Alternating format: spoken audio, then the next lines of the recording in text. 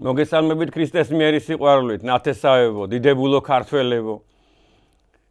მშვიდობა გქონდეთ სამშობლოში, ქვეყანაში, ოჯახში, ყველაფერი იქნება კარგად, ყველაფერი იქნება დიდებულად. უკეთესობა და უკეთესობა არის ხელის გაწვდენაზე, ღრმად ვარ დარწმუნებული და ეროვნული იდეები წამოვა და წამოვა.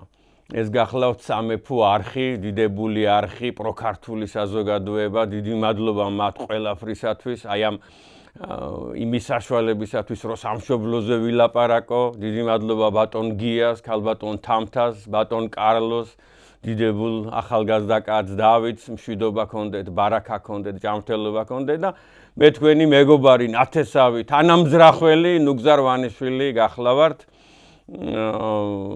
მიმსახურეთ ნებისმიერ სფეროში, რასაც ჩათვლით, რომ მე შემიძლია დაგეხმაროთ. თქვენიცით მით უმეტეს ნაცნობებმა, მეტნაკლებმა, ახლობლებმა, შორეულმა ნათესავებმა, ახლობელმა ნათესავებმა, მე რა შესაძლებლობები მაქვს და სრულიად დავიხარჯები, პირობას გაძლევთ, აი წმინდა გიორგის წინაშე ვდებ, აი ამ პირობას, რომ მაქსიმალურად დავიხარჯები, ნეტა რამე შემეძლოს. აი ეხლა თქვენთან რომ მოვდიოდი და ამ გადაცემის ჩაწერაზე რომ ვფიქრობდი, უნივერსიტეტის ეზო და პანთეონი გამოვიარე. უნივერსიტეტის პირველი კორპუსი და იქ გადავწყვიტე, რაზე უნდა მესაუბრა და შესაბამისად ისევ შემდეგი გადაცემისთვის გადავდე ჩემს მეგობართან და თანამებრძოლთან გეგა ხვედელიძესთან ერთად ჩავწეროთ გადაცემა ფუძეერზე, რომლისაგანაც მე გაჩნდა როგორც ენებმა გააჩინეს სხვა ენები, ერთმა ენამ გააჩინა სხვა ენა, ანალოგიურად როგორ გააჩინა ერთმა ერმა უამრავი ერი. ეს ბიბლიაში აღწერილი. შესაბამისად უნივერსიტეტის პირველ კორპუსთან გამოვიარე რა, გამახსენდა ცალკე მისი ისტორია, რომელიც უკვე 100 წელს აღემატება. მოგეხსენებათ ეს პირველი უნივერსიტეტია თბილისიდან უდავოდ 500-700-800 კილომეტრიან რადიუსზე და სახელოვანი ეროვნული უმაღლესი სასწავლებელი გვაქვს, რომელმაც უამრავი შვილი გააჩინა, უამრავი ზოგი კი ჭინკობს დღესა, მაგრამ მაინც უძღები შვილია და მე იმედი მაქვს, რომ დაბრუნდებიან დედა ეკლესიის, დედა უნივერსიტეტის წესზე, თვისებაზე, არსზე, მიმართულებაზე, ფასეულობებზე, აუცილებლად დაბრუნდებიან და ეს ერთ-ერთი წინაპირობა იქნება ეროვნული გაერთიანებისა, სიძლიერისა. რადგან ახლა მისი დაფუძნება ვახსენე, მოდით ესეთი რაღაცაც გავიხსენოთ, იცით თქვენ, რომ ყველა ამბობს და მართლაც ესეა, რომ იგი არის დიდი ივანე ჯავახიშვილის აშენებული და დამშვენებული და ასე შემდეგ და მისი გუნდის. მაგრამ რასაც ახლა მშენებლობა ქვია და უცებ მშენებლობას გავუსვი ხაზი, ეს არის ნიკო ცხედაძე, დიდი ადამიანი, დიდი მეცნიერი და დიდი კაცი და დიდი მშენებელი და დიდი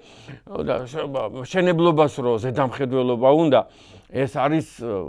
უდავო და უნიშნელოვანესი მომენტი და აი ნიკო ცხედაძე შეიძლება ითქვას, რომ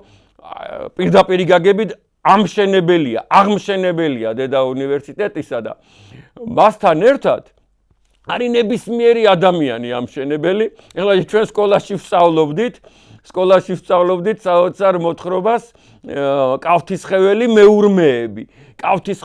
მეურმეები და აი ამ კავთისხეველმა მეურმეებმა სასწაულები გააკეთეს. ახლა მაგალითად როგორც დღეს არის რომელიმე სოფელს მაგალითად სიტყვაზე აი მაგალითად ამ 20 წლის წინ აი მარტყოფელებს ყავდათ დიდი მანქანები, სატვირთო მანქანები, სოფელ დიღმელებს ყავდათ დიდი გადამზიდველები იყვნენ, აი და ესეთი არის ესეთი მაგალითად შროშელები ხო მეთუნეები არიან საოცარი და ასე შემდეგ და აი კარდენახელები ხო მაგალითადთვის დიდოსტატი მეღვინეები არიან და ატენელები და ასე შემდეგ და ანალოგიურად აი კავთისხეველები იყვნენ მაშინდელი სატრანსპორტო საშუალება და გამწევი ძალა იყო უღელი ხარი, მოგეხსენებათ. ხარი ეს საოცარი ქართული შეიძლება ითქვას ქართული ცხოველი. აი არ მეშინია ამის თქმა და რა ფასეულობები აქვს და როგორ აისახა ხარი და ხარკამეჩის ქართულ ხალხურ პოეზიაში და მწერლობაში და ასე შემდეგ და ცოცხალია დღესაც ეს პოეზია და მწერლობა ჩვენთვის ცნობილია და აი ამ მათ ყავდათ კავთისხევში და ეს არის კასპიის რაიონის სახელოვანი დიდი სოფელი, ულამაზესი სოფელი. ყავდათ თითოეულ ოჯახს შეიძლება ითქვას, თითოეულ ოჯახს ყავდა უღელი ხარი. შეიძლება ორი უღელი ხარიც ყავდათ რა, ოჯახში ხო იყო ხან ორი ვაჟკაცი, სამი ვაჟკაცი, ერთი დიდი, ერთი ორი ახალგაზრდა. შესაბამისად და ისინი მაშინ მთელმა საქართველომ გაიგო დიდი სკოლა შენდება, ეხლა უნივერსიტეტი ცოტა უცხო სიტყვა იყო მათთვის და უცნაური, ეხლა გლეხებისთვის, სოფლელებისთვის რთულად გასაგები და სკოლა უკვე ყველა მიცოდა რას ნიშნავდა დიდი სკოლა შენდება თბილისში,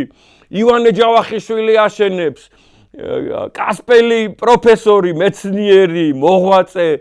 ნიკო ცხედაძე აშენებს. ეს იყო ზარზეიმი ხალხში და წარმოიდგინეთ რომ ზოგმა 20, 30, 40 გზა გააკეთა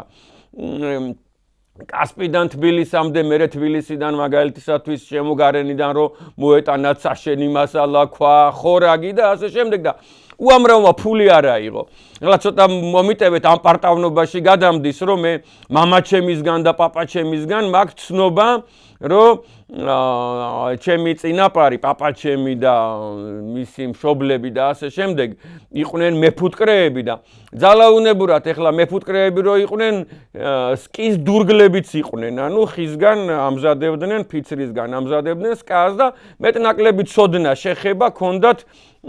დურგლობაში და აი ამ ხის კონსტრუქციებში და ჩემმა ოჯახმა, პაპაჩემმა,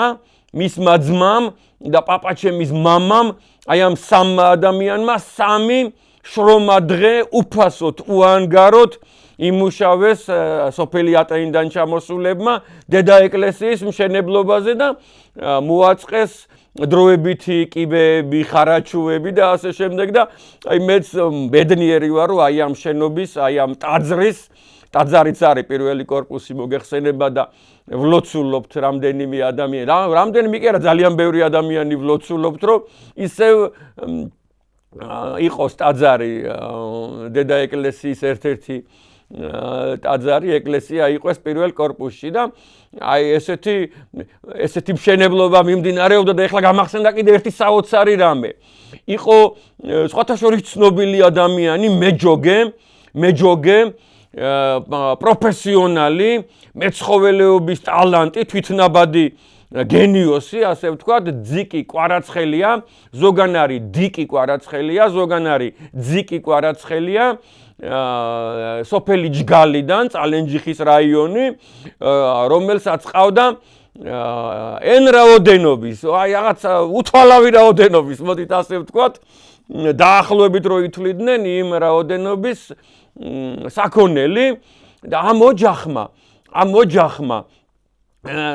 თავიდან რითი გაითქვა იცით სახელი საქვეყნოთ რომ მეფე ნიკოლოს ერთ-ერთ დიდ ღონისძიებაზე რუსეთის იმპერია ხო მოგეხსენებათ მგონი 1903 წელს 4 წელს დაახლოებით როგორც მახსოვს თუ არა ვცდები ეს იყო რაღაც დიდი ღონისძიება რუსეთის კარზე მოდით ნუ დავაკონკრეტებთ და მე ჩავასწორებ ამას დავამატებ რაღაც დიდ ღონისძიებაზე შეიძლება კორონაცია იყო შეიძლება შვილის დაბადების დღე იყო შეიძლება რაღაც დიდი იუბილე იყო სამეფო კარს გაუგზავნა 100 ხარი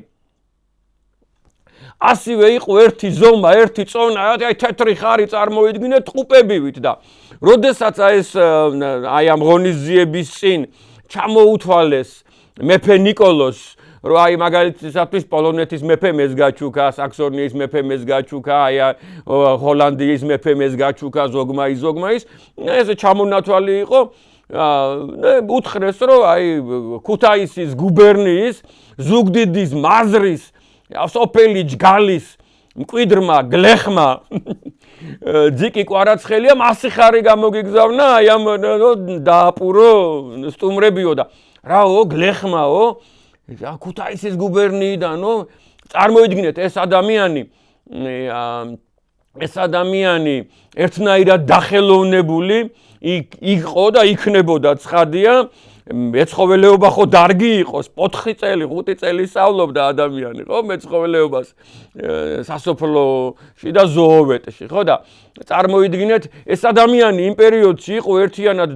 დახელოვნებული მესაქონლეობაში, ვეტერინარიაში, რძის ტექნოლოგიაში, სელექციაში, ვაჭრობაში, ასე შემდეგ გენიოსი შეიძლება ითქვას და მოკლედ გაანადგურეს, გააკულაკეს, ცხადი აბარა იქნებოდა. მას კი არა, ბოლოს თითო სული საქონელი რო ყავდათ. ის წაგვარეს 20-იანი წლების ბოლოს სამხედრო კომუნიზმი დაარქვეს. ახლა სამხედრო აღმატებული ფრაზა იყო და კომუნიზმი იყო საერთოდ. და სამხედრო კომუნიზმი წაართვეს და ზოგს წაართვეს ბოლო თხა. უამრავ ადამიანს, აი ბოლო. და ამას გამართლება არ აქვს. და შესაბამისად ამ ადამიანმა, აი ამ გრანდიოზულმა ადამიანმა, ძიკი კვარაცხელიამ, ღმერთმა აცხონოს, სახელოვანი ადამიანი, სახელოვანი გვარი, მე უამრავ ადამიანს ვიცნობ კვარაცხელიას, პროფესორები არიან, სპორტსმენები არიან, ქველმოქმედები არიან, სკოლის დირექტორები არიან, მასწავლებლები არიან. ღმერთმა გააძლიეროს ეს გვარი, რახეთ რა კაი გვარია, ქართული გვარი. კვარ გულს ნიშნავს, წარმოგიდგენიათ მეგრულად და ამასთანავე კვარი ასევე ქართულ ენაზე არის ხის გული, რომელსაც ცეცხლი ეკიდება თვით ნაბადი და ბუნების საჩუქარი, საწვავია, სანთელია, სინათლეა, ანთების საშუალებაა ტყეში, სიცივეში, ქარში და ღუმელში და ასე შემდეგ. და აი ამ ძიკი კვარაცხელიამ რო გაიგო თბილისში დედა უნივერსიტეტის შენდებაო 200 სული საქონელი გამოაგზავნა საჩუქრად რო დააპურეთო მუშებიო ხელოსნებიო ინჟინრებიო და წარმოიდგინეთ რა ქველმოქმედება რა სიკეთეა რა პატიოსნებაა რა სიყვარულია რა ღვთიური ნიჭია მე ესე ვიტყოდი და ცხადია ეს ადამიანი დასაფასებელია მე ვფიქრობ რომ მისი სახელობის რაღაც უნდა იყოს ბარელიეფი მაგალითად ვიჯგალის სკოლაში, საჩინოს სკოლაში, წალენჯიხის სკოლაში, რომელიმე კუთხე უნდა იყოს გაკეთებული, ქუჩა უნდა იყოს გაკეთებული, რამხელა მადლია და რამხელა ნიჭია. შესაბამისად, აი ჩვენ ავაშენეთ დედა უნივერსიტეტი და მის აშენებას მოგეხსენებათ რა წინააღმდეგობებიც ჰქონდა, რა აკადრეს და გაუკეთეს დიდი ივანე ჯავახიშვილს და ძალიან ბევრ ადამიანს აქვს სხვადასხვა აზრი, სხვადასხვა ცნობა, სხვადასხვა შეხედულება თუ რატო დასაჯეს, პირდაპირ თქვა, გამოაგდეს თავისი აშენებული, დაფუძნებული უნივერსიტეტიდან, სკოლიდან დიდი ივანე ჯავახიშვილი, ერის მამა, თუ ვინმე დაუდგება ილია ჭავჭავაძეს 8 წლით შემოქმედებით, დამსახურებით, გმირობით, მოდით ასე ვთქვათ, აი გვერდზე და მხრებამდე მიწდება, შეიძლება ითქვას და გვერდზე დაუდგება დიდი ილია ჭავჭავაძეს, ეს ხო დიდი ივანე ჯავახიშვილია და ყველას ახლა არსებობს ესეთი ცნობა, რომ იქ დამავიწყდა ეს სახელი რაღაცას აბრალებდნენ, აი რომელიღაცა სახელი იყო და იმის ტიხარო თუ ამის ტიხარო და ასე შემდეგ, რაღაც ორი რაღაცა ჯგუფი იყო თითქოს პროევროპული და რაღაც ერთი სიტყვით აი ამას აბრალებენ, რომ იმისე და იმიტო გამოაგდესო და მაღალი ალბათობით რატო გამოაგდეს, იცით? რატო გამოაგდეს და 1940 წელს ხო გარდაიცვალა და მისი გარდაცვალების შემდგომ 53 წელში არის გამოცემული საქართველოს ისტორია და მანამდეც ქართველი ერის ისტორია რამდენიმჯერმე გამოვიდა, აი 10-იან წლებში, 20-იან წლებში, მერე სულ ბოლოს სხვადასხვანაირი რედაქცია, იცით, რაღაცები ამოღებულია მერე გვიან წლებში, რაღაცები იქ არის, იქ აღარ არის. ეს ძალიან ბევრ რამეზე მეტყველებს, კარგად გამიგეთ რა. ძალიან ბევრ რამეზე მეტყველებს, რომ ის რატო ამოიღო, თავისი ცოცხლეშივე, მერე მისი სიცოცხლის მერე რატო ამოიღეს და ასე შემდეგ და აი იმ საქართველოს ისტორიის წიგნში 1953 წელს რო გამოვიდა ჯავახიშვილი, ჯანაშია, ბერძენიშვილი. იქ პირდაპირ წერია, მესამე გვერდზე, მეოთხე გვერდზე პირდაპირ წერია, რომ ჩვენ ვართ აი ქალდეის და აი შუმერის და აი პირველი ხსენებული ერების და პირველი გენიოსების და ბორბლის გამომგონებლებისა და დამწერლობის გამომგონებლებისა და მილის გამომგონებლებისა და ვარსკვლავთ მრიცხველებისა და ასე შემდეგ შთამომავლები პირდაპირ და ერთადერთი. აი პირდაპირ არის ესე ნახსენები, რომ აი მათი კვალი, მათი სახელი, მათი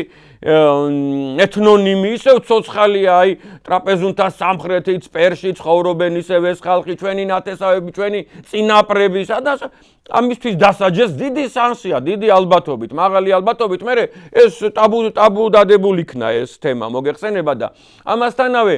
დიდი ივანე ჯავახიშვილის დაუძინებელი მტერი გახდა მისი ყოფილი მასწავლებელი ნიკო მარი ჯერ კატეგორიული წინააღმდეგი იყო, რომ თბილისში ნუ შენდება ქართული უნივერსიტეტი. აი ეს პირდაპირ ამბობდა. რუსული უნდა აშენდესო რა, შეიძლება გულში ქონდა რომ სომხური უნდა აშენებულიყო. შესაბამისად არ უნდა აშენდესო, შესაბამისად არ უნდა იყვესო დამოუკიდებელი ესოდან თავისუფალი და შემდეგ. ნუ გაიტანა ტანჯვით წამებით მოგეხსენებათ, ეხლა ჯერ კიდე იმპერიის დროს დაიწყო, ეხლა თავიდან შეიძლება სხვა სტატუსი ქონდა ამ შენობას და მოგეხსენებათ იქ გარდაიცვალა სულმნათი, ამ შენობაში იყო ჰოსპიტალი და იქ გარდაიცვალა სულმნათი ვაჟა-ფშაველა ქეცვიხრე მისი სულის წინაშე და ასე შემდეგ და მე ახლა მაინც ყველა მიცოდა რომ ეს დედა უნივერსიტეტი უნდა ყოფილიყო, ქართულ უნივერსიტეტი უნდა გადაქცეულიყო და მე რომ ქართულმა ინტელიგენციამ მე მინდა ჩამოთვალო ეს სახელები, მაგრამ შორს აგვიყვანს მისი ჩამოთვლა და აუცილებლად ნახეთ, აუცილებლად მოილოცეთ უნივერსიტეტის ეჟოსში არსებული დიდი დავით აღმაშენებლის სახელობის, დიდი მეფის სახელობის ეკლესია და მანამდე სანამ იქ მიხვალთ, ეს არის დედა უნივერსიტეტის პირველი კორპუსის ეზო, ჭავჭავაძის ნომერი 1, რუსთავ მელიქიშვილისა და ჭავჭავაძის გზაგასაყარზე, ქუჩების გამზირების გზაგასაყარზე. იქ ნახავთ საოცარ პანთეონს. აი ამ ადამიანების, დიდი აკადემიური ადამიანების, დიდი ქართველების პირდაპირ ვიტყვი, ქეცვიხრი მათი სულის წინაშე, აი ამ პანთეონს ნახავთ, ვინც ააგო და ვინც მონაწილეა ამ დიდი საქმისა და რომ გაიმარჯვა აი ამ გუნდმა, დიდი ივანე ჯავახიშვილისა და დიდი პეტრე მელიქიშვილის გუნდმა რომ გაიმარჯვა, მერე წარმოიდგინეთ წერილზე, მოთხოვნაზე აგზავნიდა მოსკოვიდან ნიკო მარი რომ უნდა ჩამოვიდე და უნდა წავიკითხო, ჯერ დეკანობა უნდა და მერე კათედრის გამგეობა უნდა და მერე ლექციების საკითხვაზე როგორ მეუბნევითო უარსო პროფესორსო და ასე შემდეგ მოგეხსენებათ როგორი ბრძოლები იყო. ესეც მეორე ვერსია, ეს ადამიანი ნიკო მარი თავიდან ხო იყო ისტორიკოსი და ახლა დარჩა ბოლო ისტორიკოსი. ამასთანავე ძალიან დიდი თანამდებობის პირი გახდა საბჭოთა კავშირში. წარმოიდგინეთ, გრანდიოზული თანამდებობა როგორც იყო ცეკა, ასევე იყო ჩეკა, მოგეხსენებათ და ასევე იყო აი ციკ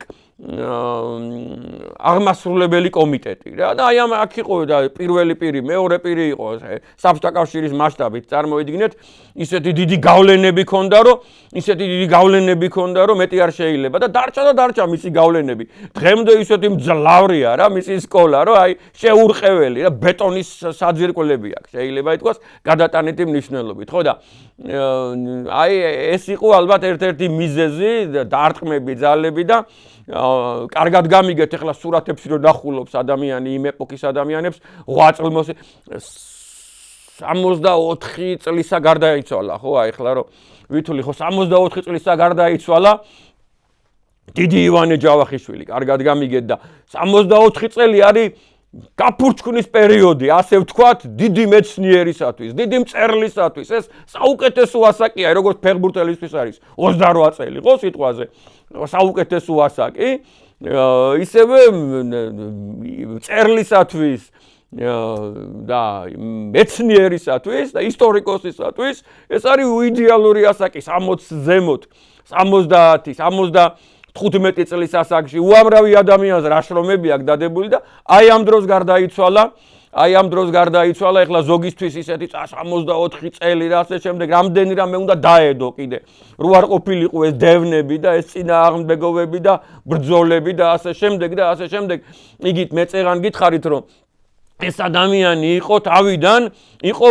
მოსწავლე იყო ნიკომარის და ნიკომარს მასზე დიდი გავლენა ჰქონდა, და რამდენადმე მისი გავლენის ქვეშ მოექცა. მარტო ის კი არა, უამრავი სხვა ისტორიკოსიც მოექცა მისი გავლენის ქვეშ. უამრავი ისტორიკოსის და წარმოიდგინეთ, მე ჩაეხსნა იქ არსებობს დიდი ივანე ჯავახიშვილის მამის, ასევე დიდი ქართველის ბიბლიოთეკარის და სწავლულის და მკვლევარის და ასე პუბლიცისტის წერილი, რომელსაც უგზავნის, ანუ ივანე ჯავახიშვილის მამა უგზავნის თავის შვილს ივანეს, რომ რატო გადახვედიო ნიკომარის სწავლებაზეო, მის მიდგომებზეო, რატო გადახვედიო, აუცილებლად გამოეცალეო, აუცილებლად უარყავიო და ეს მართლაც ესე მოხდა, წარმოგიდგენიათ და შესაბამისად აი 1920-იანი წლებიდან ასე ვთქვათ უნივერსიტეტის აგების შემდგომ ასე ვთქვათ იწყება მისი დამოუკიდებლობა და მისი თავისუფალი და ეროვნული შრომები, გრანდიოზული წიგნები ამ ადამიანმა რაც გააკეთა იმის მერე აი ხო იყო თავისუფალი ეპოქები წერლისათვის, ისტორიკოსისათვის, დღესაც ხო არის. იმის მიათედები არ აქვს დადებული ადამიანებს. ახლა კარგად გამიგეთ, აი ესე შევაფასოთ რა. და აი ესეთი ხვედრი დიდი ივანე ჯავახიშვილისა და მეორე რექტორი იყო იგი მოგეხსენებათ დედა უნივერსიტეტისა, პირველი პეტრე მელიქიშვილი იყო და ერთ-ერთი დიდი რექტორი და ახლა როგორ ავთქვა რომ ერის მამა, მაგრამ აი სტუდენტთა შეიძლება ითქვას აკადემიური მამა, გამზრდელი, აღმზრდელი, თუ ვინმეზე შეიძლება ითქვას დიდი ივანე ჯავახიშვილის მერე, ეს იყო ტყვიაველი კაცი, გენიოსი ადამიანი, დიდი ბიოლოგი, დიდი ბოტანიკოსი, ეროვნული კაცი, მებრძოლი ადამიანი, წარმოიდგინეთ კოჯორში რუსეთის ოკუპაციის წინააღმდეგ ხელდახელ მებრძოლი კაცი, ნიკო კეცხოველი, ღმერთმა აცხონოს მისი სული, უდიდესი ადამიანი, ეს იყო რექტორი. წარმოიდგინეთ, რომ თურმე 90% შეიძლება ითქვას სტუდენტის სახელი და გვარი იცოდა. პირადად იცნობდა ყველა სტუდენტს, იმახსოვრებდა, წარმოგიდგენიათ, ზრუნავდა ყველა მით უმეტეს 5-ოსანზე, 4-ოსანზე, სპორტსმენზე, კულტურაზე რო იყო მაგალითისათვის ორიენტირებული ბავშვი, ოროსანი, კუჩა მოსიარულე შეიძლება იყო, მაშინ ასე არ იყო, მაგრამ მაინც ხო ვიღაცა იყო ჩამორჩენილი და ასე შემდეგ. იმაზე აი გადამკვდარი იყო და იმას სახელებით იცოდა. თან როგორი ადამიანი იყო, იცით, მაგალითად შეიხედებოდა რომელიმე აუდიტორია სიტყვაზე ისტორიის ფაკულტეტზე, სიტყვაზე ფილოლოგიის ფაკულტეტზე და ასე შემდეგ და სხვადასხვა ფაკულტეტებზე და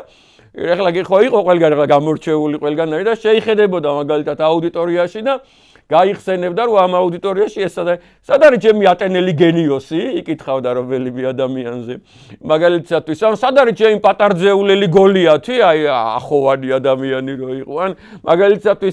სად არის ჩემი ფარცხანაყანებელი პოეტი და ასე შემდეგ. აი ყველას ესე მიმართავდა, მასე წარმოშობა იცოდა, სახელი იცოდა, გვარი იცოდა და ასე შემდეგ და ეს ადამიანი წარმოიდგინეთ ახლა ეს ადამიანი ცხოვრობს და რექტორია საქართველოში, მთავარი უნივერსიტეტის რექტორია, აკადემიკოსია და როგორ ოცნებობს იმ საშუალებაზე, იმ შანსზე, რომ საქართველოს საზღვრებს გარეთ საბჭოთა კავშირის საზღვრებს გარეთ დარჩენილი ქართული ძეგლები, მიწები, მამულები, ეკლესიები ნახოს და მოინახულოს და ნამყოფი არ არის წარმოიდგინეთ ეს ადამიანი თურქეთის სახელმწიფოს ტერიტორიაზე და რამდენიმე წიგნი აქვს და ერთ-ერთი წიგნი არის არსიანიდან მოვდივარ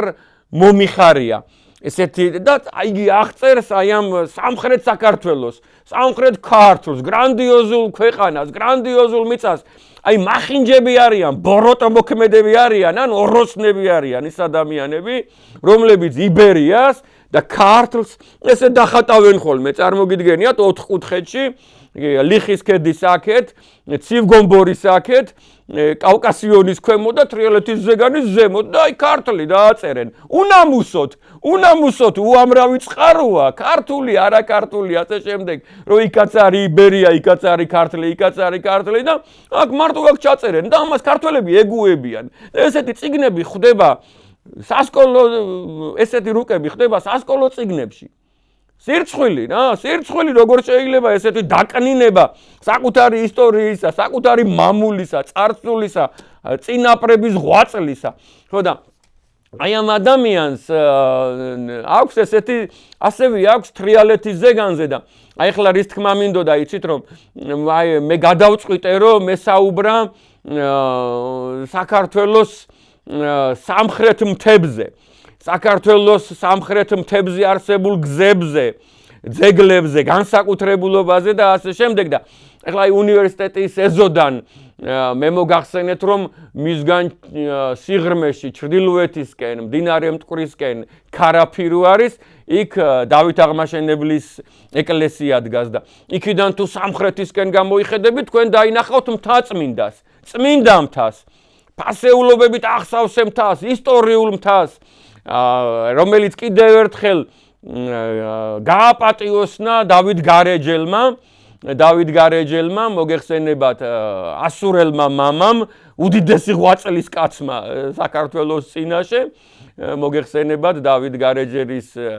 პირველი სადგომი ლავრა რა ადგილას არის და ეს არის მთაწმინდა სადაც დიდებული მამა დავითის ეკლესია და სადაც მრავალი წმინდანია დაკრძალული პირველი ვინც იქ დაიკრძალა მთაწმინდაზე ეს იყო დიმიტრი ყიფიანი გორელი კაცი, მერეთელი კაცი, ისტორიკოსი კაციც არის სხვათა შორის დიმიტრი ყიფიანი მოგეხსენებათ როგორ მოგვიკლეს პირველი იგი დაიკრძალა და მე ილია ჭავჭავაძეა იქ დაკრძალული ჩვენი ერის მამა და ასე შემდეგ და უამრავი დიდი ადამიანი რომელზედაც ჩვენ მართალია ამისი უფლება არ აქვს, მაგრამ თქვათ, იმედი გამოვთქვათ, რომ წმინდანები არიან. აი მაგალითად ვაჟა-ფშაველა, ჩვენი აზრით, ჩვენი მოკრძალებული აზრით, რა თქმა უნდა, ამისი თქმის უფლება კიდევ ერთხელ გეუბნებით, ეკლესიურად არ აქვს, მაგრამ ხო გვჯერა, ხო იმედი გვაქვს, ხო მაღალი ალბათობაა, რომ ეს ადამიანი წმინდანია და ზეცაშია და უამრავი კიდე შესაბამისად სხვა დიდი ადამიანი, დიდი ქართველი სხვათა შორის ეგრამაგის პასუხია და თავიდან ვაჟა-ფშაველა მან კი არ დაიკრძალა. როგორ შეეშალათ ესა რამდენიმე ადამიანს 1915 წელი იყო, ნეტარა იყო მიზეზი. ნიკოლოზ ბარათაშვილის თავიდან მან არ დაიკრძალა, დიდუბიდან იქნა გადასვენებული. ჯერ განჯიდან დიდუბეში და მერე დიდუბიდან აბრძანებული მთაწმინდაზე. ხო და ეს მთაწმინდის მთა, მთაწმინდის ჩვენი თბილისის მთა, მთაწმინდის მთა, ლამაზი მთა, თბილისის ერთ-ერთი დამცავი მთა შეიძლება ითქვას და ზღუდე და ფარი და ეს კლიმატს ქმნის მახათას მთასთან ერთად ეს დიდებული მთა არის ბოლო მთა, ბოლო ქედი დასასრული თრიალეთის ზეგანისა. წარმოგიდგენიათ? და ეხლა ესე წარმოიდგინეთ, რომ აი ესე თრიალეთის ზეგანი აქ ერთი მხრივ რომ თავდება, მეორე მხრივ აქედან იწყება, მოდით, ხო, ესე წარმოვიდგინოთ, ხო და აი აქედან იწყება მთა. ეხლა მთა როგორც წესი პიკიდან უნდა დაიწყო და რა მიმართულებით ვრცელდება, იქიდან უნდა იმსჯელო, მაგრამ ჩვენ აი ესე მივუდგეთ და წარმოვიდგინოთ, რომ აი ესე მიდის მთათა სისტემა თბილისიდან სამხრეთ დასავლეთისაკენ ეს მიდის და მე უნდა გავიდეთ წარმოვიდგინეთ იქით არის კიკეთის მაღლა უკვე არის მანგლისიდან უკვე ავდიხართ მაღლა ავდივართ და იქ არის უმაღლესი წერტილები ამ მთისა არის ეს არის არჯევანის მთა, გვირგვინას მთა, ჯამჯამას მთა, საოცარი ადგილებია. წარმოვიდგინეთ ესეთი მაღალი მთა არის 2700 აღემატება ეს მწვერვალები, რომლებიც მე გითხარით, აი 2740 ბევრი მთა არის, ბევრი მწვერვალია, წარმოგიდგენიათ იქ რამაერთი 7-8 მწვერვალი იქნება, რომელიც 2600 აღემატება და 2800-მდეა. ეს მთათა სისტემა გაცილებით ძველია, ვიდრე დიდი კავკასიონი. ეს მცირე კავკასიონია, ძალიან ბევრგან იქნა, იყო ეწერა ხოლმე, რომ მცირე კავკასიონი, რუსულად რუსულად მალი კავკაზ და რატომღაც ეს ახლა იკარგებასავით რა და ეს მალი კავკაზ აღარ ჩნდება რა აი ამ მთათა სისტემაზე, რომელიც ეხლავე გეტყვით, რომ აი თრიალეთის ზეგანიდან წარმოიდგინეთ ესე დასავლეთისკენ მიდის, მერე თრიალეთის მთა თავრდება სადღაც ბორჯომს იქით და მერე უკვე იწყება ჯავახეთის მთები, მერე აჭარის მთები იწყება. ხო ხვდებით როგორ აი ეს ყველაფერი ითვლებოდა მცირე კავკასიონად და ეს ფრაზა ყველგან ქრება რა და არ უნდა ქრებოდეს, კარგად გამიგეთ, ეს ძალიან სახელოვანი სახელია და რაოდენ უცნაურიც არ იყო ეს თურქეთის სახელმწიფოში ცოცხალია. ეს კავკასორის დღესასწაული იქმნება და კავკასიის მთები და მაღაზიებს ქვია, რესტორნებს ქვია, სასტუმროებს ქვია, უბნებს ქვია, ფესტივალებს ქვია, კავკასი, ასე შემდეგ და აქ გააქრეს ეს არა, რატომღაც რა და მცირე კავკასიონი. წარმოვიდგინეთ აი ესეთი მთებია, უმაღლესი წერტილი როგორც მოგახსენეთ ეს არის არჯევანი,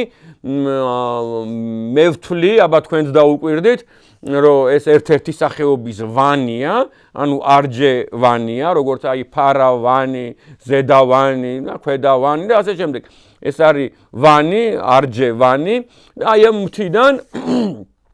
აი მიმდებარე გვირგვინას მთა არის, ჯამჯამას მთა არის, გამოედინება 5 მდინარე. 5 მდინარე, ეს არის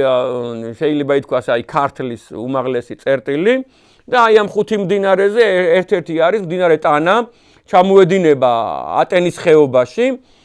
ხეობაში და აი ამ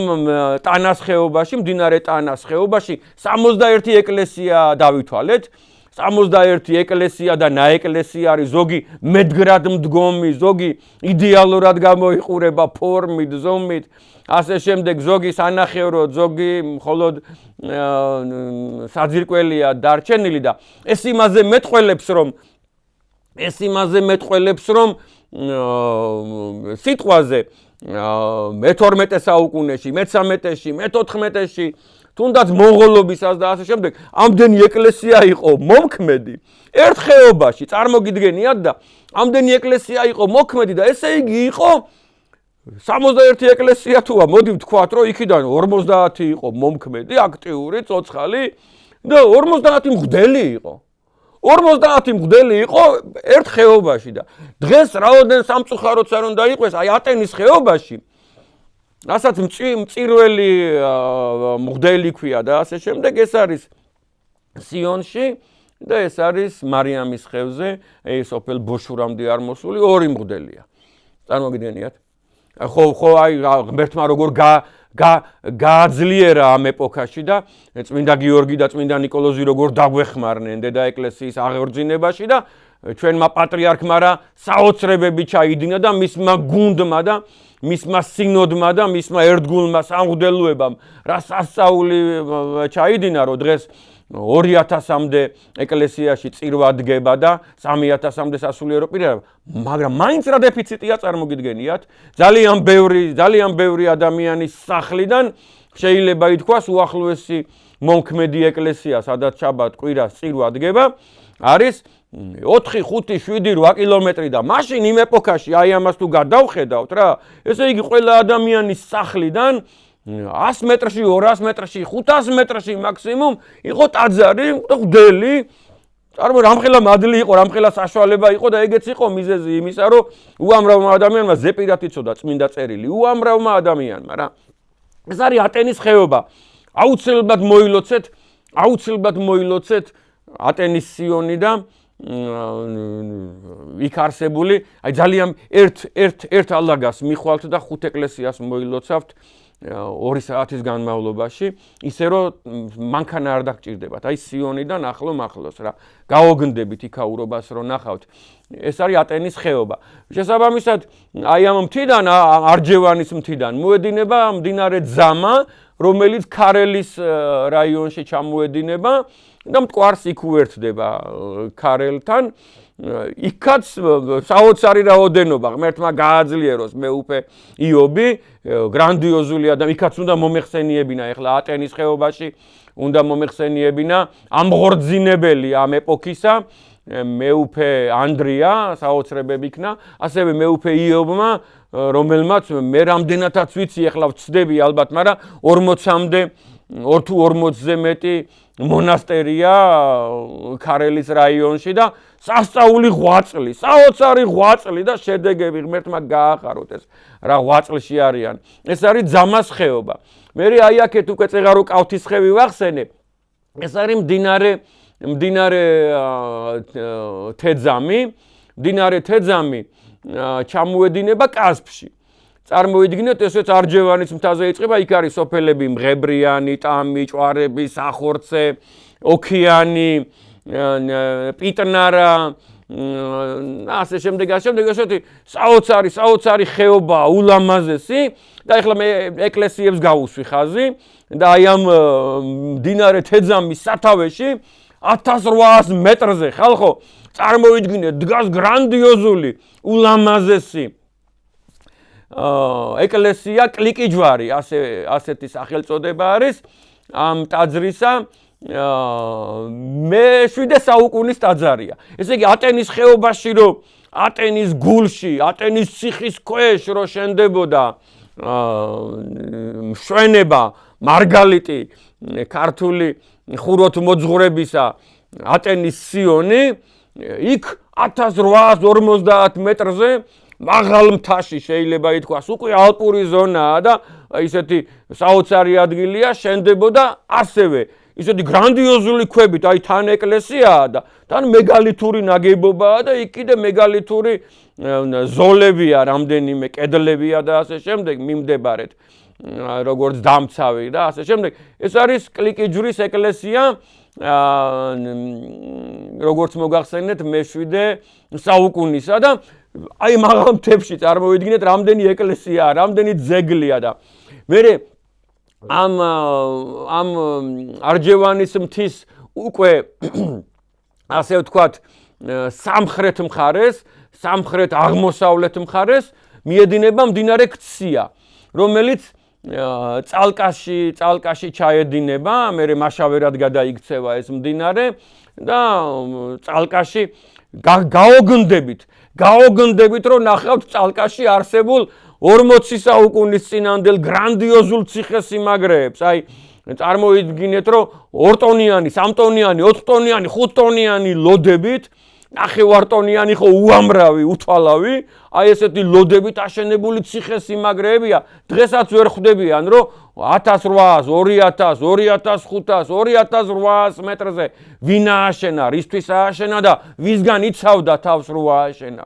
ეს 40, ანუ პირამიდების თანადროულია და ამასთანავე ძეგლები, ეკლესიები, ტაძრები, მენხირები და ასე შემდეგ ხო უამრავი, აი თოლა გაგიკვირდებათ ამ წალკის რაიონში და იქ არის კლდეკარის გასასვლელი გზა, მას ლიპარიტ ბავაში და ივანე აბაზაძე ფლობდნენ იმ ეპოქაში და ეს გვარი ფლობდა, მოგეხსენებათ, ხანგრძლივი პერიოდის ესენი ახლა კარგად გამიგეთ, ცხადია დანაშაული ჩაიდინეს მეფის წინაშე და ღმერთის წინაშე და ისევ ვიმეორებ სამეფო ტახტის წინაშე აჯანყება მიუღებელია, არ შეიძლება. კატეგორიულად არ შეიძლება, ეს სახელმწიფოა და ასე შემდეგ და ჩვენ სახელმწიფოებრიობას უნდა გაუფრთხილდეთ, აი ენა, მამული, სარწმუნოება სახელმწიფოებრიობა, მე ესე მგონია, მომიტევეთ, რომ ეს სახელმწიფოებრიობა არის გარანტი, ძალა ენის გადარჩენისა, დედა ეკლესიის და ავტოკეფალიის გადარჩენისა და მამულის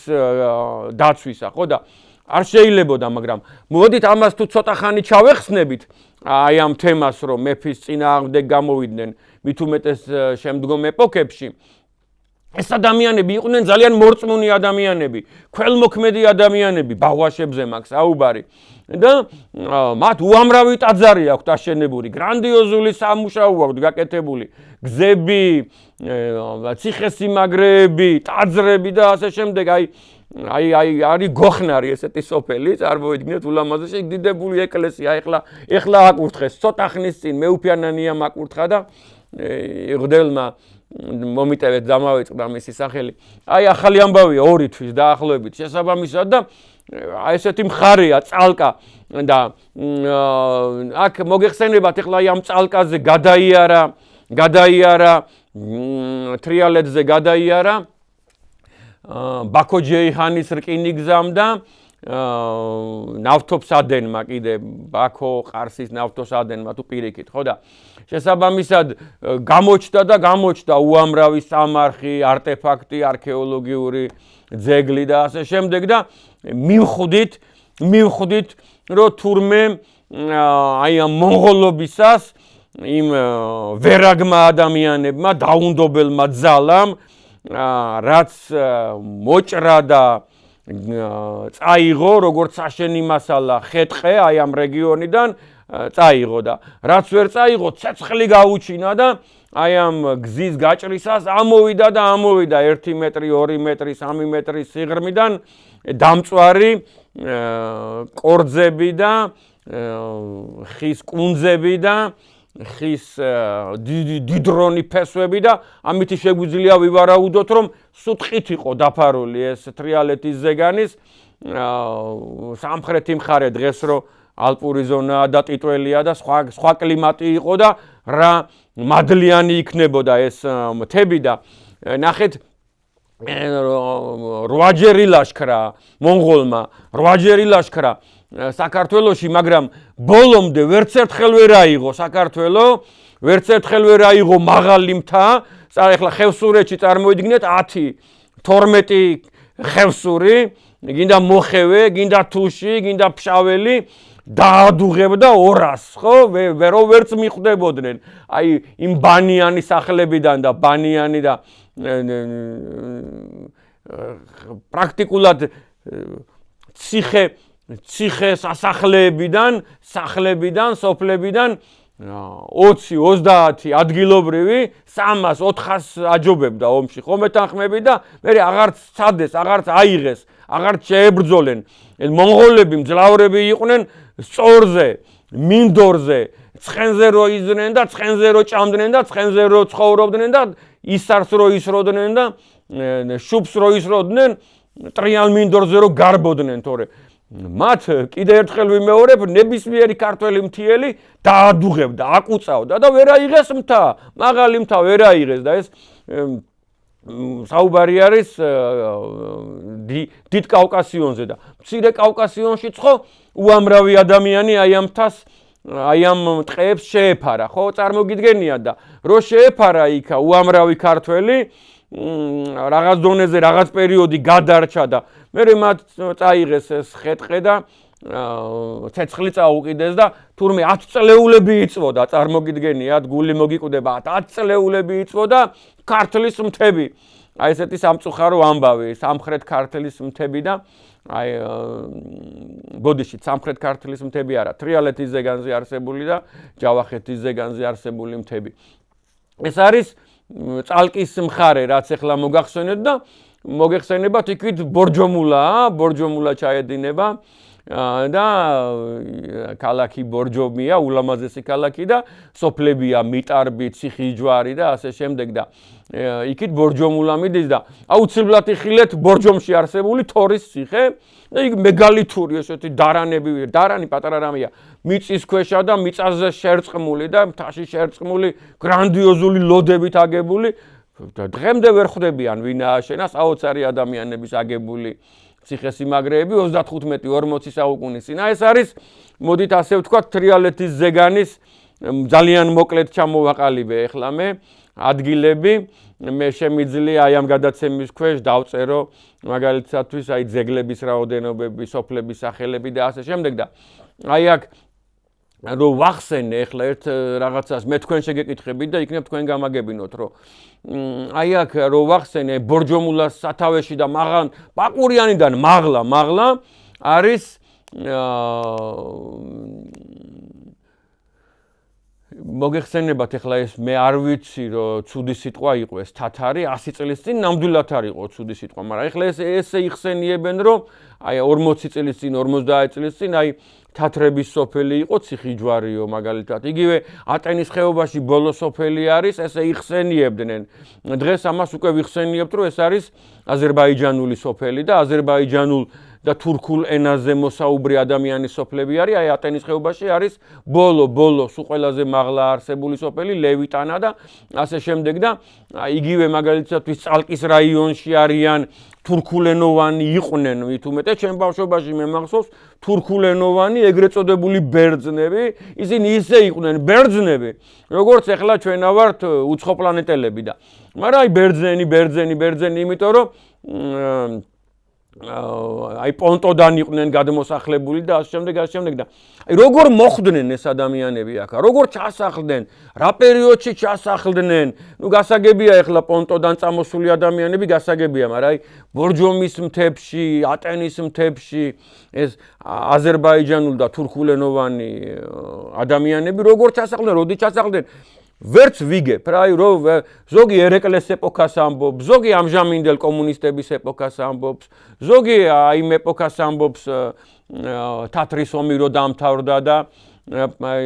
პასკევიჩმა რო ხალხი გამოყარა აქეთ ამ მხარეს არა მარტო სომხების სხვათა შორის ასე შემდეგ და ასე შემდეგ მე ზოგი ამბობს საუკუნის დასაწყისში იგივე აი მე-20 საუკუნის დასაწყისში ეს არის ქართლის მთები და ქართლის მთები არის არა მარტო აქ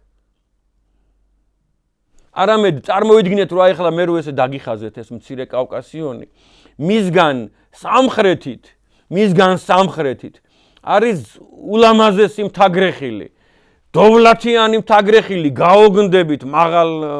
სიმაღლეებზე ისეთი ნაყოფიერება, ისეთი კარგი ტყეებია, ისეთი მდინარეებია და ასე შემდეგ. ეს არის არსიანის ქედი. არსიანის ქედი, რომ მოგახსენეთ, კიდევ ერთხელ ვიმეორებ, მიდის წარმოიდგინეთ, აი სადაც ნინოწმინდა, სადაც ახალქალაქია, აი მანდედან ესე სამხრეთისაკენ მიდის ძალიან მაღალი მთა, აქ თუ წეღან რო ვახსენე მე არის მთები 2 კილომეტრი და 700 მეტრიანი, იქ უღელტეხილებია, გადასასვლელებია ამ არსიანის ქედზე, არტაანიდან, ანუ მტკვრის ხეობიდან ართვინში, ანუ ჭოროხის ხეობაში, ჩვენ ძალიან ბევრჯერ გვაქვს ნათქვამი რომ ფასისის ხეობაში, აკამფსისის, ხარფასოსის, ფოასის, ესენი სინონიმებია და ფიშონის, ბიბლიური ფიშონის ხეობაში არის გადასასვლელი არსიანის მთის გადავლით. და 2700 მეტრიანი უღელტეხილია. აი შავშეთში რო გადადიხარ, იქ არის ზუსტად ამხელა უღელტეხილი არტაანიდან შავშეთში. არტაანიდან შავშეთში რო გადადიხარ, იქ არის 2 საეპისკოპოსო იყო, ანჩა და ტბეთი. ანუ იქ ანჩელი და იქ მტბევარი. ეს საოცარი საეპისკოპოსოები იყო და ეს 2 ეპისკოპოსი კი არ გამოექცა წამოვიდა ბასილი ბულგართ-მუსრელი, რომელიც არა მარტო ბულგართ-მუსრელია, არამედ ქართველთ-მუსრელიც არის, მან გაამესამედა ქართველთა მოსახლეობა ტაოკლარჯეთში, სპერში, ესე გაიარა როგორც კალია გაივლის, აი ეგრე გაიარა მისმა ჯარმა და ძალიან დაგვაზარალა და სხვა უამრავი ადამიანი იქიდან რომ დევნილად და ტოლვილად წამოვიდა იქიდან ასე ვთქვათ ჩრდილო საქართველოში, ანუ დღევანდელ სიტყვაზე შიდა ქართლში, ეს ორი ეპისკოპოსი დარჩა იქა, საბა მტბევარი და ეზრა ანჩელი. წარმოიდგინეთ და ხმალი აიღეს ამათ როგორ დავუთმობთო ჩვენს მიწასო, ჩვენს ტაძარსო, ჩვენს მამულსო. ხმალი აიღეს და იბრძოლეს, ამოუდგა ხალხი უამრავი, ადგილობრივი და აი კიდე ერთხელ ვიმეორებ, მტრის ლაშქარმა აქაურობა ვერ აიღო, მათ გაიმარჯვეს, წარმოგიდგენიათ, გაიმარჯვეს და უკან გაყარეს. ერთი სიტყვით ამაზე მე ვისაუბროთ, ძალიან ბევრი ვისაუბროთ, საოცარი მომენტებია აქა და ეს არის არსიანის ქედის ჩრდილო გადასასვლელი. არსიანის ქედს აქვს ასევე სამხრეთ გადასასვლელი, რომელიც გაივლის მტკვრის სათავეებს. წარმოიდგინეთ, ესე გადაივლის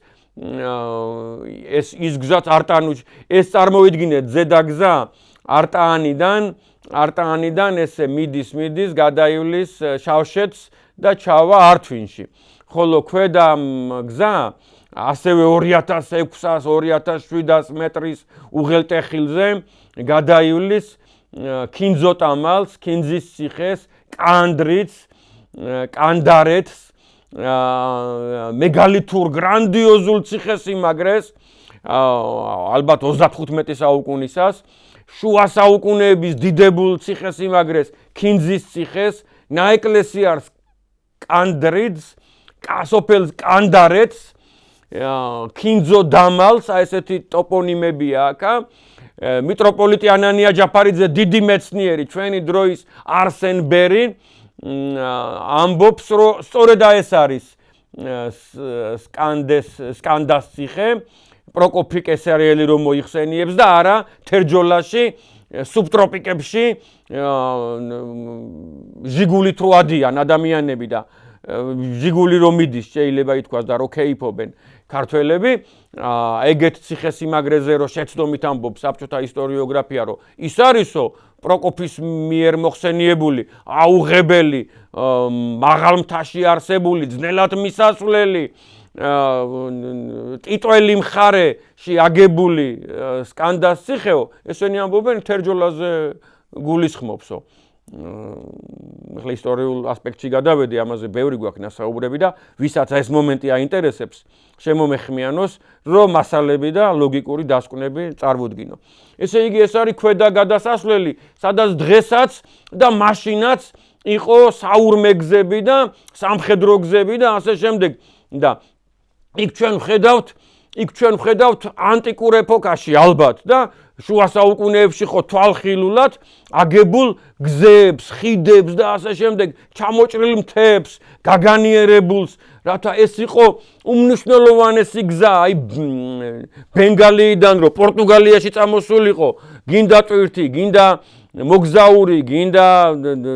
ჯარი და ასე შემდეგ, მანდ უნდა გამოევლო. ეგ იყო დიდებული გადასასვლელი. ეგ არის სტრაბონის 4 დღის გზა. ეს არის საოცარი მთა, აი ამ არსიანს დიდებულად ახასიათებს თავის წიგნში ნიკო კეცხოველი. არსიანიდან მოვდივარ, მომიხარია და ეს ხო არის არსიანის ქედი და იქ ხო არის უამრავი ქართული ტოპონიმი და მის ქვემოთ არის კარის მთა. კარი თქვენ მოგეხსენებათ არის ყარსი დღევანდელი, სადაც ანისია, მის ასევე ქვემოთ და აღმოსავლეთისკენ არის კოლას მთა, კოლ ძალიან ბევრი სამწუხაროდ კოლხეთს ხედავს მარტო დღევანდელ იმაში ფოთი სამტრედიას ფოთი ქუთაისის მონაკვეთზე რაც სასაცილოა შესაბამისად აქაც იყო კოლხეთი ხან აქაც იყო კოლხეთი კოლას მთა სადაც არის და სადაც ანისია და სადაც კარია სიტყვები გეუბნებიან ტოპონიმები გეუბნებიან და დიდნაურშიც იყო ხან კოლხეთი მაგალითად 33 საუკუნის წინ და ხან ტრაპეზუნთასთან და გუმიშხანესთან იყო ქართლი კოლ და ქარ და გრ სინონიმებია ეს ყველა მინდა რომ გაიგოს რა და ლოგიკურად შეხედოს ამას რომ რაღაც ისეთი სხვადასხვა ფრათ რო ხატავენ რუქებზე დანაშაულია ეს ერთი სამყარო იყო ერთი ენა იყო ერთი კულტურა იყო და რადგან ჩვენ 50 საუკუნის ერი რო ვართ სრულიად გასაგებია რომ გქონდეს სამი ენაც კარგად გამიგე და ეს ენები სამივე ქართულია ოღონდაც ვინმე დამშვიდდეს და დაწყნარდეს მე თანახმავა რომ სამივე ენა ეგრისულია სამივე ენა კოლხურია რა სვანურიც კოლხურია ქართულიც კოლხურია და მეგრულიც კოლხურია ოღონდაც შევთანხმდეთ რომ ეს არის ერთი ენა ერთმანეთგან დაუშორებელი ენა მაგრამ რადგან 50 საუკუნეა ჩვენ ერი ვართ მოხდა ეს შეიძლება ითქვას რომ სამი ენა გვაქვს სამი ანბანი გვაქვს და განსაკუთრებული ერი ვართ არავის არ ვგევართ სხვა მეთოდოლოგიით უნდა შეისწავლონ ისტორიკოსებმა და მეცნიერებმა საქართველოს ისტორია და არა იმ მეთოდოლოგიით 5 საუკუნის 6 საუკუნის და 2 საუკუნის ერებს რო სწავლობენ და ენებს რო სწავლობენ სხვა მეთოდოლოგიით უნდა მიუდგენ ამას რა და სხვა ლოგიკით და სხვა წარსულით რომელზედაც წეღან ვიმეორებ რომ ალბათ მაგიტომ ლოგიკურია რომ მაგიტომ რომელიღაცა ლობმა თავისი აშენებული უნივერსიტეტიდან გამოაგდო ერის მამა და ესე გატრუნულები იყვნენ უამრავი ადამიანი აი ეს წრემლმორეულები იყვნენ უამრავი ადამიანი და ვერაფერს ვერ ამბობდნენ რა მე კი დააბრუნეს და მე და დღეს კი გვაქვს ძეგლი ღვთისწყალობით მაგრამ სათანადო პატივში არც ივანე ჯავახიშვილი არ არის და არც ილია ჭავჭავაძე არ არის მათი ნაშრომები ესე დევს სადღაც რა დევს და ძეგლებზე მაღალ კვარცხლბეკებზე დავაყენეთ და მათი სწავლებები დღესაც უგულებელ ყოფილია რა დღესაც უგულებელ ყოფილია ყველაფერი იქნება კარგად მომიტევეთ ახლა ვეღარ დავალაგებ ხოლმე კარგად გამიგეთ აი მთებზე მინდოდა მესაუბრა და ორჯერ სამჯერ ხუთჯერ სიტყვა გამექცა ყველაფერი იქნება კარგად ოღონდ აი ქართველმა ერმა ეროვნულის გარშემო 20 30 40 საუკუნის წესების გარშემო და ქრისტიანული არსის გარშემო გაერთიანება დაიწყოს რა უამრავი საფუძველი გვაქვს რა აი ვეფხისტყაოსანი გვაქვს საფუძველი რომ გავერთიანდეთ რა ილია ჭავჭავაძე გვაქვს საფუძველი რომ გავერთიანდეთ რა ვახტანგ გორგასალის სიტყვა საქმე გვაქვს საფუძველი რომ გავერთიანდეთ რა მოციქულთა სტუმრობის ჩამოსulis ღვაწლის გარშემო გავერთიანდეთ რა მშვიდობა გქონდეთ ყველაფერი იქნება კარგად თქვენ გენაცვალეთ დიდი მადლობა ყველაფრისათვის